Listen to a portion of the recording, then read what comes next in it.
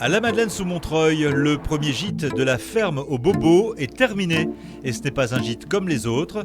Après 3 ans d'efforts, Élodie et son mari ont donné vie à un projet qui leur tient à cœur. Ici, tout est fait pour accueillir les personnes à mobilité réduite et surtout offrir un moment de répit aux aidants. Une décoration faite avec goût, du mobilier au standing. Les pièces sont toutes lumineuses et surtout spacieuses. Mais en réalité, dans ce gîte de 90 mètres carrés, rien n'est laissé au hasard. Par exemple, quand vous ouvrez ce placard, vous voyez, une personne en fauteuil roulant, elle peut directement se glisser en dessous, faire la vaisselle. Tout est mis en œuvre pour accueillir des personnes en situation de handicap ainsi que leurs aidants. Tout le gîte est aux normes tourisme et handicap, et donc c'est beaucoup de réglementation, de taille pour les personnes à mobilité réduite.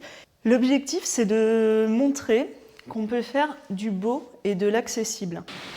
Au bobo à la ferme, les familles peuvent aussi profiter des extérieurs comme ce potager. Ici, les légumes sont à la hauteur des fauteuils roulants.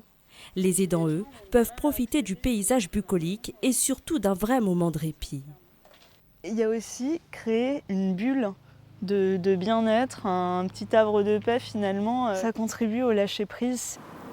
Élodie comprend les difficultés que peuvent rencontrer les aidants à trouver du répit. Avec son mari, ils sont parents d'Andrea, 4 ans, qui est lourdement handicapée depuis la naissance.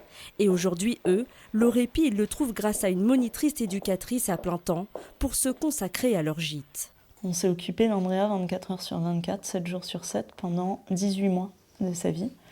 Et on était épuisés, éreintés, physiquement et psychologiquement. Et je pense que notre couple aurait pu péricliter. La ferme aux bobos est ouverte à tous. Louis, le mari d'Élodie, est en pleine construction de 3 autres gîtes qui verront le jour d'ici 2022. C'est la fin de votre